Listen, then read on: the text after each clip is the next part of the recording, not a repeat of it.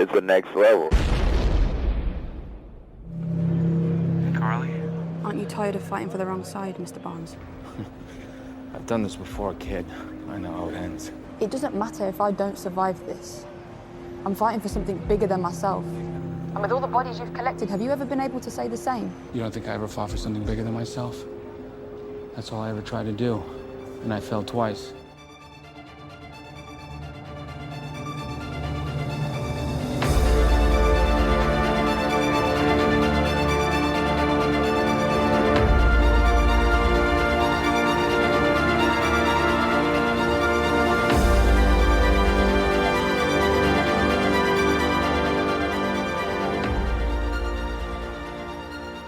Hey, panelers, welcome back to the show. I'm Mark.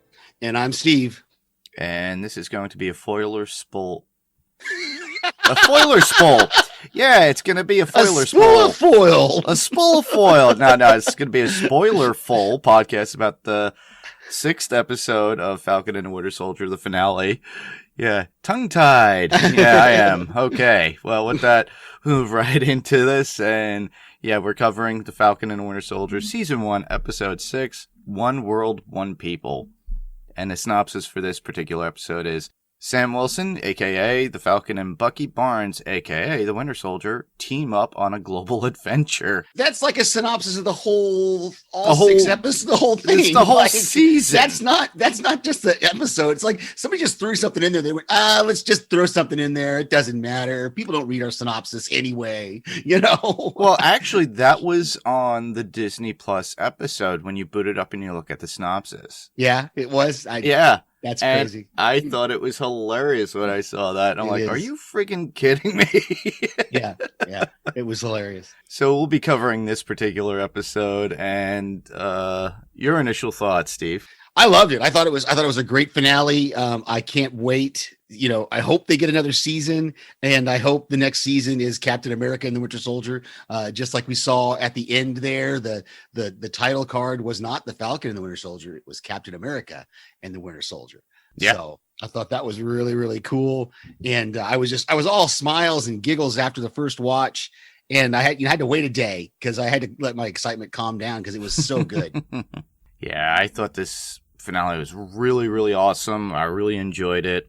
The action really captivated me. I love the whole plot twists that we got. And it actually put tears to my eyes at the end with Isaiah Bradley and that whole scene. And, you know, and it amazed me too with John Walker and of Twist of Fate where he changes his tune. Mm-hmm. He's no crazy pants.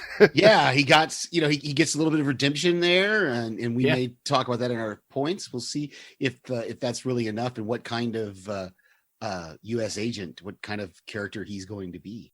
Yeah, he does actually take up that mantle now that we have been speculating, and from the comic books, he does turn into U.S. agent America, as it were. No, America on his uniform. It's all black with the stripes, just reminiscent of the true comic portrayal of the character, which is really good. Yeah, very cool.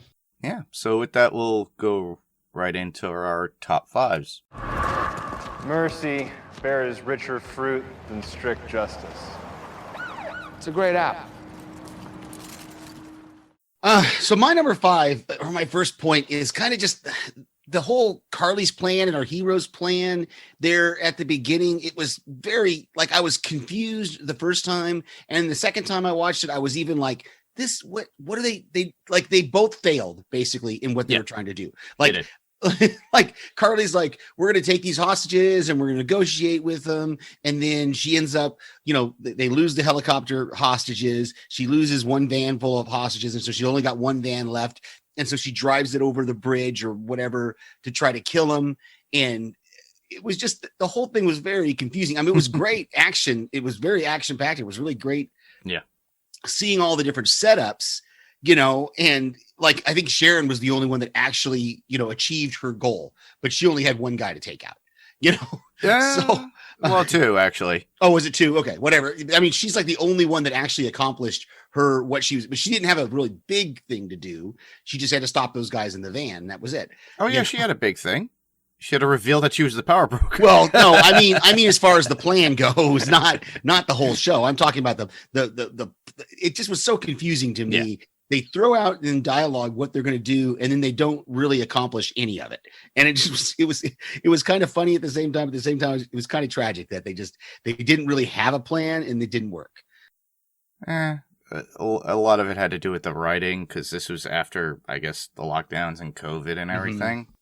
So yeah. I'm sure a lot was lost within various screenplays. So they figured, all right, let's move along and end the season, or this special feature, as it were. Because if you, like you're saying, if they go, instead of saying it's Falcon and the Winter Soldier, they say Captain America and the Winter Soldier. Mm-hmm. Then it's going to be a new show completely. Exactly. So it'll be interesting to see the future, what it goes forward with. Same here. Well, my number 5 was, well, obviously I said it before, I love the action within the whole beginning of the episode. That was amazing. You know, we get Falcon's new suit. We didn't have to wait for it. We get it right away. And, you know, definitely Vibranium and having a new Red Wing really added to that, and the way he was able to accomplish things, and the way he was able to work with the lady in the helicopter after getting the info that she is a pilot through Red Wing. With that, I just had to suspend my disbelief about the flat spin that she pulled them out of. Yeah, it was, suspend your disbelief. This was my number 4 also, was just the whole helicopter rescue thing. And I totally agree with you. It was great that Red Wing is able to and they just happen to have a person on there who's able to fly a helicopter. Not only is she able to fly a helicopter, she's skilled enough that, like you said, she kind of pulls them out of that flat spin when it's almost hitting the water, and a little, suspend your disbelief a little bit, I guess, because these were all like political people and senators, and I call them the congressmen. Yeah, congressmen, and they're all. It just happens. One of them happens to be a helicopter pilot as well. It's a little bit, but it was still really cool. It was, the way, and she's just got that little smile when she grabs the controls and brings it out. That was really cool. She puts the headset on. But yeah, it is a little bit suspend your disbelief on it. So that was my number 4 as well. So what's your number 4? Well, that would be finding out that Sharon was the power broker. So I guess I called it. But then she kills Batroc because Batroc, it's like, well, I'll just expose you, and boom, dead. Yeah, that whole scene was a little confusing to me, that Carly shoots her, she shoots Batroc, and then eventually she ends up shooting Carly, but it was a little quick. It was very fast the way. Yeah, that was a fast scene within that, just to get them both gone. I guess they just wanted to move the story along. I don't know if it had to do with like however long, because the episode was like maybe 48 minutes. Or something like that. It was a normal, regular time that they've been, but it was funny, because I was going to put this as one of my notes, was it seemed like it had like 3 endings. Like there were 3 times that they could have ended it. Yes. And then they went and did something else, so it was a little choppy there, but I liked it. And, it looked to me like they wanted to do a couple of mid-credit scenes, so they decided to end it on the Isaiah Bradley thing, and they only left us that one. Yeah, they gave us the power broker, and I had that. This is my number 3 as well. Was Sharon Carter and the reveal of her being the power broker and all. But I thought it was kind of maybe fortuitous for her, because really, of all the people that were left, Carly was the only one who could have exposed her, so it was kind of fortuitous for her that she killed Carly as well, and then she gets her job back, and we have that mid-credit scene, that explains that she's going to get back into U.S. intelligence. She's on the phone I'm assuming she's on the phone with her assistant, saying, hey, line up our buyers. We've got some more. So I commented this on TV Podcast Industries, my voicemail that I sent them, that it's going to be an interesting turn, I think, for Emily Van Camp, because of course she's been, the character's been a good guy every time she's been portrayed on screen. And so now the future portrayals of her on screen are going to be, unless it's like a multiverse kind of thing and somebody else is her, but it's going to be interesting to see going forward her portrayal on screen as this kind of power broker, double agent kind of thing. Yeah. Yeah, I agree with that because that was a twist compared to what they do in the comics with her. That's taking the character out of complete context of that, but it gives us something different than the comics. At least it's a new character, a new structure. Is she bad? Is she good? Is she like instead of a hero, she's an anti-hero because she's all out for herself? Yeah, you know.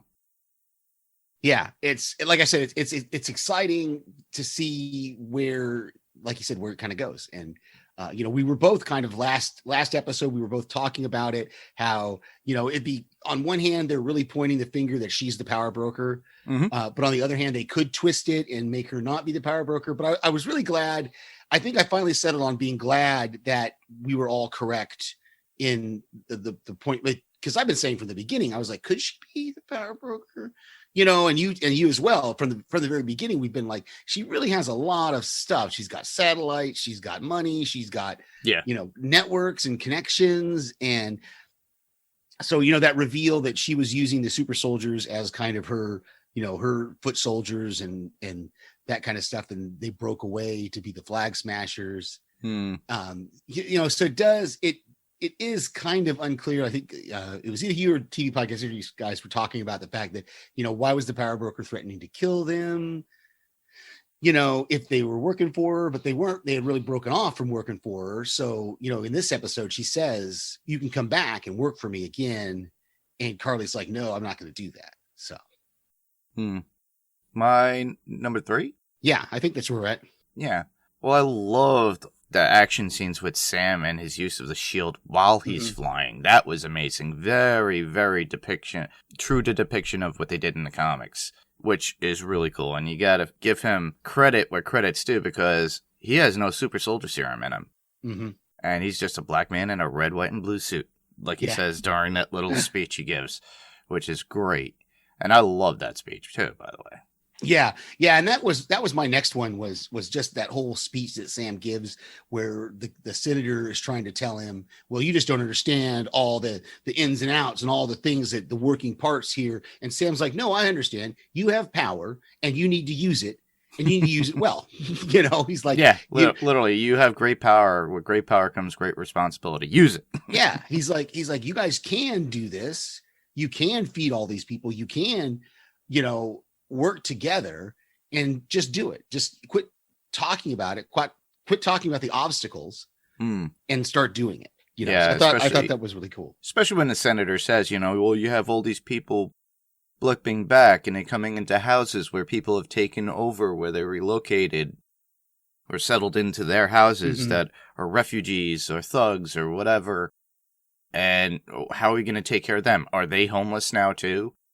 So it kind of seemed one-sided, and I love how Sam pushes out, and that's my number 2 as well, is Sam's speech. I think it is one of my favorite speeches in the MCU, as even including like the cinematic universe of what he had to say, and was so eloquent, so straightforward, and it really hit hard and hit home because it talked about discrimination, especially how he talked about he's being looked at and how he'll be hated because he's a black man wearing red, white, and blue, donning the Captain America shield, and doing what Sam did. He doesn't have blonde hair, blue eyes, or white skin. He is just a man doing the same thing that Steve did. And he just doesn't care at that point. So people are going to have to basically eat it up and smile and deal with it. My feeling is, good. I wanted this for so long. And I was so glad because the buildup was so great. Yeah. Oh, yeah. The arc of seeing how he takes it, and especially when he's able to get Isaiah Bradley to kind of change his tune on it. Because remember, Isaiah told him, don't do it. They'll never let you be Captain America. And it wasn't what I thought was really cool. And there is a comment. One of the reporters made some comment about, did the government let you be Captain America or something like that? And he doesn't even respond because it was, in response to Isaiah Bradley, it wasn't the government choosing him. It was Sam taking up the mantle that was given him by the former, Captain America. And him taking that up is so important, and doing it is just a huge thing. It's going to be cool again, if they do make another Captain America movie that stars Anthony Mackie, I think that would be amazing. That would be awesome. And there is talks of another Captain America movie coming out too, by the way. Mm-hmm. So I didn't put that in the news, but I forgot to put it in there. Well, I saw that headline and this week earlier, but I didn't get a chance to research it to make sure it wasn't just people talking about it to talk about it. Yeah, because sometimes it could be fake news too. But Mm-hmm. I think with the response of Falcon and the Winter Soldier and how it's been, I think they're going to go through with it. It's just a matter of time. Yeah. Maybe they'll have another show like Captain Mm-hmm. and Falcon, Captain and Winter Soldier. So where are we at? We Number jumped one. around. Your number one. My number one is we already started talking about just the new Captain America. I was so glad, like you said, that they didn't make us wait until like the middle of the episode or something. We get it right away. Yeah. Carly looks up and she sees Sam fly to the building. And she goes, okay, he's here. Do it now. And we get him standing in that broken window, and he's got the stars and stripes on his chest. He's got the shield on his back. He's got the red, white, and blue wings. It's just everything is just, it was just amazing to see that. And I thought it was really, and that's the guy. It's in my note, my quotes where the guy says, "Who are you?" And he says, "I'm Captain America." And the guy says, "I thought Captain America was on the moon." Oh yeah. Oh, that was great. Yeah, my number one would be Isaiah Bradley being brought to the Smithsonian Institute to the Captain America Museum by Sam, and to find the wing in there based upon his story and a statue of him, and explaining to the world that he was there and he was like another Captain America to the people and what he did for his country. That had me tearing up. That showed a lot of respect. And I think it changed Isaiah's thoughts. I just love what he had to say to Sam, though, when he goes, "So you're doing it, huh?" Yeah. So you know Martin, you know Malcolm, Yeah. you know, And you know Mandela. you know That's Mandela, right. exactly. So yeah, I thought that was pretty cool. Very So. cool. So that was that your number one? Was Isaiah Bradley? Yeah. Okay. So we got some notes. We talked about it last week that Walker's shield was not going to last very long, and it didn't. It got kind of banged up pretty quick, and finally tossed aside. Yeah, he got tinfoil for a shield. I'm hoping they give him something new, like a shield like that. Hopefully it's not vibranium with the, hopefully with the incorporation of the mutant aspect eventually within the movies, they give John Walker, like, maybe an adamantium shield. Because eventually that's what happened in the comics. It was an adamantium shield that Cap had, and in the very beginning it was vibranium, but then they changed it to adamantium. One of my notes is the tools that Sharon uses within the episode. I just found them interesting. The mask that changes her face when she approaches Bucky, and then she uses that mercury vapor to just burn that guy in the car. That's the other two. Okay, you just answered my question. Okay. That I'll get to when we get down in my notes. Well, I'll do my note on this right now because I lost count, and I about the super soldiers, because we started out there were 8 of them. Right. And then Nico was killed by Walker. Carly was killed by Sharon. 4 were blown up in the truck. And that's only 6. And it leaves 2 more. And I just realized you just answered my question. Those other 2 were the guys in the van. Yes. That Sharon killed. So they're all dead. Okay. Ooh, that's I was so like I don't know how I skipped over the fact that those 2 guys were part of the 8 as well. So that now totally makes sense. And that I understand why she did it. And that's much more clear to me now. Yeah. I love that Bucky got his superhero landing. I forgot about that. Yeah. And then what's another one of mine is you were talking about tearing up. On the second watch, I teared up when Falcon comes on the scene there, and that one old guy says, "That's the Black Falcon." And the other guy says, "Nah, that's Captain America." Yeah. I thought that was so just spot on. That there are going to be people who are going to accept it. There's still going to be some people who are not, and he's going to have to deal with that. But there's definitely going to be people who, especially after that speech and everything else, that are going to be like, that's Captain America. That's the Captain America we should have had. It's really eye-opening for some people. Mm-hmm. Yeah. Next one for me would be, I just love the car scene as well. The truck where it's stuck up on top of the building with all the hostages. But Sam with no super soldier serum in him at all, is able to push that car up with the leverage and help of his new suit and jetpacks. Yeah, I thought that was really cool. You could see the pain on him, but you could see Bucky looking down below. Even John Walker's looking up, going, "Wow!" And Bucky had a smile on his face too. Yeah. So my last one is just, we already kind of talked about it a little bit, but we didn't mention her, was Val there at the end and giving John Walker the U.S. agent name, and John Walker, I'm back. And Val's like, it's almost worked out as if I planned it, but I didn't. Or did I? Did I? Exactly right. She's so perfect, and I don't even know the character from the comic books. It's just, that's a wonderful character for her to play, and I can't wait to see more of her. Same here. And that was my other point too. It's like, but we already talked about it. It's him redeeming himself, John Walker. Mm-hmm. So there was still slight tick to him though when he did that. He had that like a head shake at one point where he looked kind of off. Yeah. But the fact that Val tells him, it's like, remember, keep your phone on. Answer it when I call. Answer the call. And all I can think of is, can anyone say Thunderbolts? We're gonna see this guy come back, and I really think Val is involved with General Ross within this like little group that he's creating, and I wouldn't be surprised that we get more hints, because I think what we're seeing now is he already has Zemo in the raft, and they have John Walker where he's not literally an enemy or anything like that, or somebody on the run, a fugitive or a mercenary at that, but he's on hold. So they have him in their back pocket.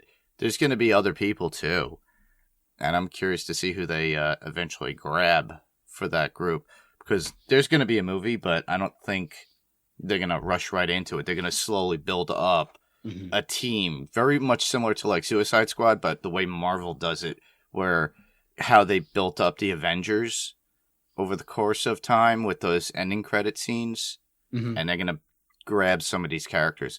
I wouldn't be surprised if we see the Abomination come in, because there's been talks about having him come back, but we won't know until we see the next Marvel feature, which would be Loki in June 11th. Yeah.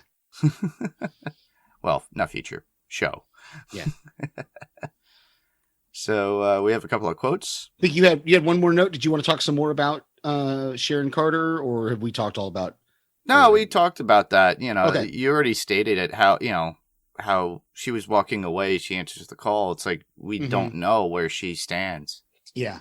It's going to be interesting. Like I said, I'm fascinated by these female characters that we're getting. So. Yeah. We already did one of mine when I said, when Sam flies in and he says, I'm Captain America. And the guy says, I thought Captain America was on the moon.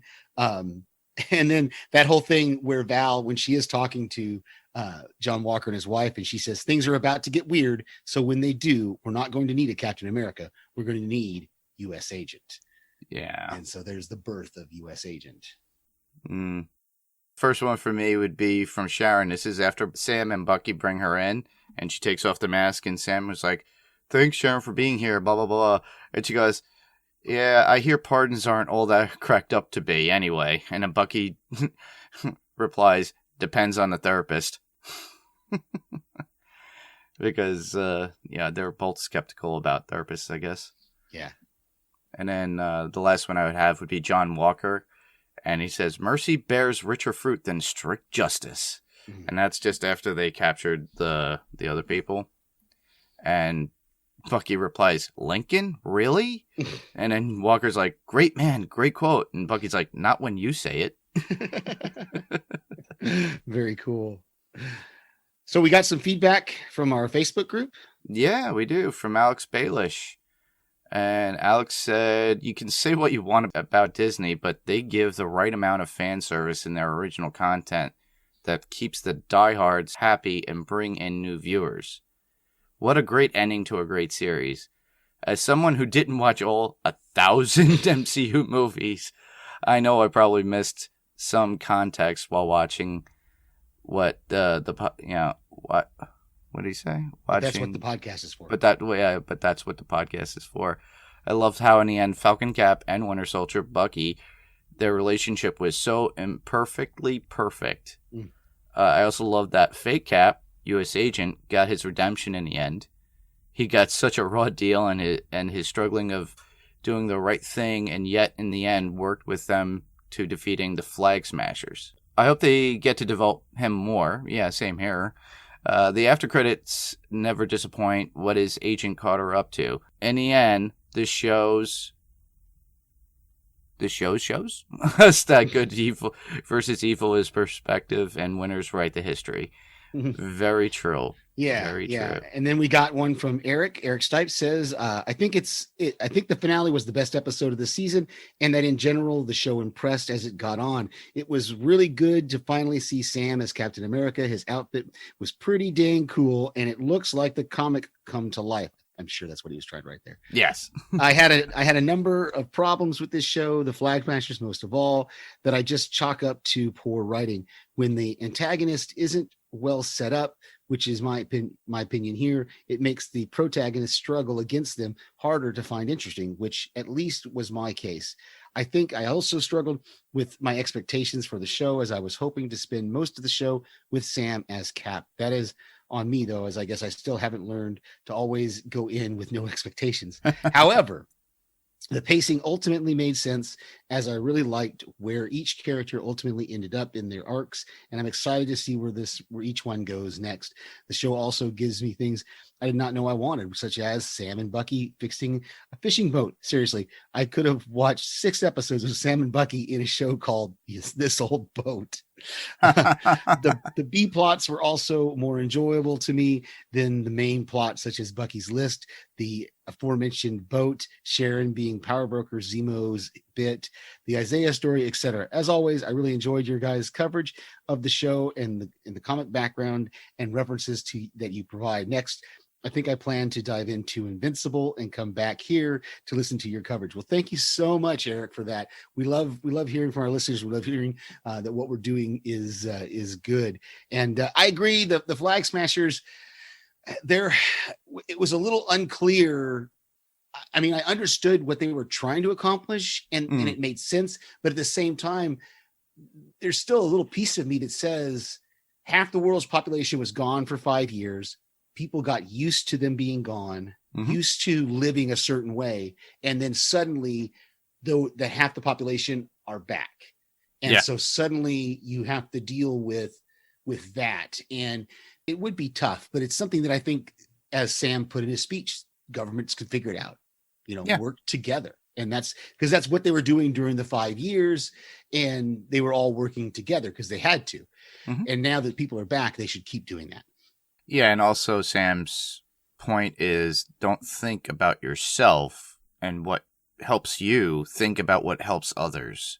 Yeah. Because they weren't in that position. They have money, they have wealth, they have power, and all these other people that are coming back don't have that opportunity. And like you said, that they basically got blipped back and their houses were taken over by these people that just have moved on. And then now these people are homeless or something. And it's kind of like what the GRC was trying to do, but they just couldn't handle it. But they were looking out for their own, I hate saying it, wallet in the end. Yeah. So, yeah, thanks, Eric, for sending in that feedback. And thank you, Alex. Too. Yeah, thank you, Alex, as well. Yeah, if you want to hear Eric, you could actually go to the Walking Dead cast, and he was on the last episode with Jason, and they covered Fear of the Walking Dead. He's got, really deep insights on that. I would love to have Eric on, talk about if he has any interest in doing something that we're covering. Yes. Give him an opportunity, get his voice heard. And you could hear Alex on his podcast, Field to Screen. So check that out, too. He does basically sports movies. And they're pretty cool. So with that, we'll move right into some comic news. And first one is Emilia Clarke is now part of the MCU, being cast in Marvel's Secret Invasion movie. So we all know Emilia Clarke. She was Sarah Connor. Then she was the Mother of Dragons. And she was in Star Wars, A Solo Story. But next up would be Alfred Molina. Gave us some information about the next Spider-Man movie and how Doc Ock will be in the movie. He did an interview and he just basically told them, it's like, yeah, well, he comes in just after he falls into the water in Spider-Man 2, and they just continue the story from there in a new world. So basically, we get the multiverse aspect in it. And as it's been rumored that, we're going to get Tobey Maguire and Andrew Garfield, as well as Jamie Foxx. And there's talks about Goblin, too. So, and with that, we'll go right into podcast recommendations. For me, I want to remind everybody, if you're not listening to Mark and Jamie as they cover Invincible on Panels to Pixels right here, you should be getting it in your feed. I hope so. And they're doing a great job covering Invincible. And that show's got, I think, 2 more episodes. I think it's an 8 is what I found out, not 9. Yeah. And then, of course, TD Podcast Industries, we always give those guys a good shout out. They're covering some of the same shows we do. And you already mentioned the Walking Dead cast, which is covering Fear the Walking Dead, which is... But and with that, I'll move right into YouTube recommendations. That fills right into podcast recommendations. Like I stated before, The Thing with Two Heads with Sean and Chris, and they gave us a shout out on trivia on Friday night. They did a live YouTube where they were doing trivia, where they were giving away things. I tried my hand at it for about an hour. Then I had a live watch party with some friends of Steve and I on a group watch party kind of thing when we watched Falcon and Winter Soldier and watched Fear the Walking Dead, the new episode. And I was actually commenting in the YouTube feed and saying, I love their show and that I try to plug it as much as I can. And with that, Sean wound up saying, hey, give us your information. I don't remember it. So he plugged basically Panels to Pixels podcast as well as Adrenaline Cinema. And it sounded like a lot of people in the feed were interested in that. So thanks, Sean and Chris, for doing that. And we'll continue to plug you guys. And as we do always, you can submit your feedback various ways. You can find our podcast on any of your podcast player of choice. You can submit your feedback at our website, which is panels2pixelspodcast.com. That will redirect you to our Facebook page, which is the easiest way to send us feedback through the Facebook page, which is facebook.com/panels2pixels. You can always email us at panels2pixels1@gmail.com. That's panels2pixels1, the 2 spelled out in the middle, and the number 1 @gmail.com. We have our YouTube channel as well, which is Panels to Pixels Podcast. Go on there, subscribe, give us a thumbs up, and check us out. Yeah. Next week, Mark and Jamie will continue their coverage of the next episode of Invincible. I'm not sure if we're going to wait for Loki or we'll do something in between, but we'll probably do something in between for fun. You and Jamie are doing a great job. So thanks. Yeah, it's fun. And Jamie's having fun with it too. Yeah. So, and where else can listeners hear us? Well, I could be heard right here on Panels to Pixels on the Next Level Network, as always, but you could also hear me on my other podcast, Adrenaline Cinema Podcast, on the Pyrocore Entertainment Network. And there we cover action films, adventure films, and suspense films. I just uploaded earlier this week Sinbad and the Eye of the Tiger, where Jerry and I covered that. You'll hear me and Ben cover Face Off, so you'll hear our views on that. And following that will be the movie Nobody. So very cool. Check out the Facebook page. You could leave your comments down below the image of the movie that we're covering. Nobody's already there, so you could just start watching and throwing your thoughts into that. Or, you could just send us an email at adrenalincinemapodcast@gmail.com. And I can be heard here, of course, on Panels to Pixels, and I send voicemails to various other podcasts that our friends do, and you can hear me there and occasionally guesting on podcasts. Awesome. Well, that was pretty much our show, and I just want to thank everybody for listening. I'm Mark. And I'm Steve. And this was Panels to Pixels, and we'll see you on the next panel. Good night, everybody.